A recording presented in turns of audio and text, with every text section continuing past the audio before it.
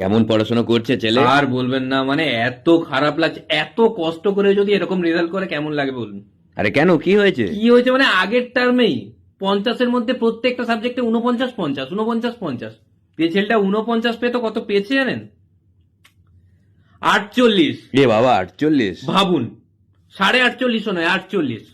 কোন ক্লাস হলো ওর? ক্লাস 2 হয়ে গেল, আর মাত্র 8 বছর পর মাধ্যমিক। তাও কোনো সিরিয়াসনেস নেই। আপনার ছেলের কোন ক্লাস হলো? ক্লাস 7 হলো। 7, তাও 3 বছর এখনো বাকি। তো এ তো 2তেও সিরিয়াস নয়। আলাদাই লেভেলের ফাঁকিবাজ হয়েছে, মানে কি করে যে হলো আমি বুঝতে পারছি না। কাল সন্ধ্যে 6টার সময় ওকে বলে গেলাম তুই পড়তে বস, রাত 10টায় এসে দেখি মাত্র 4 ঘন্টা পড়েছে। কি করে হবে এরকম ফাঁকি মারলে? কিছু করতে পারবে? এত ফাঁকিবাজ, এত ফাঁকিবাজ, সারাদিন ক্রিকেট খেলছে, সারাদিন ব্যাটটা নিয়ে বেরিয়ে গেল।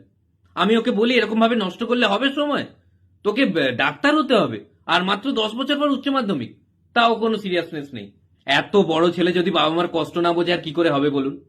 আমরা তো আর অন্য বাবা মার মতো বলছি না যে এটা শেখো ওটা শেখো, শুধুমাত্র পড়াশোনা, নাচ গান আবৃত্তি, সাঁতার আর ব্যাডমিন্টন, আর তো কিছু বলছি না। তাতেই এই অবস্থা।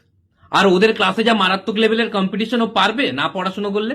তাই? মারাত্মক কম্পিটিশন, মানে যে ফার্স্ট হচ্ছে সেই পরের বার লাস্ট হয়ে যাচ্ছে, যে লাস্ট হচ্ছে সেই পরের বার ফার্স্ট হয়ে যাচ্ছে।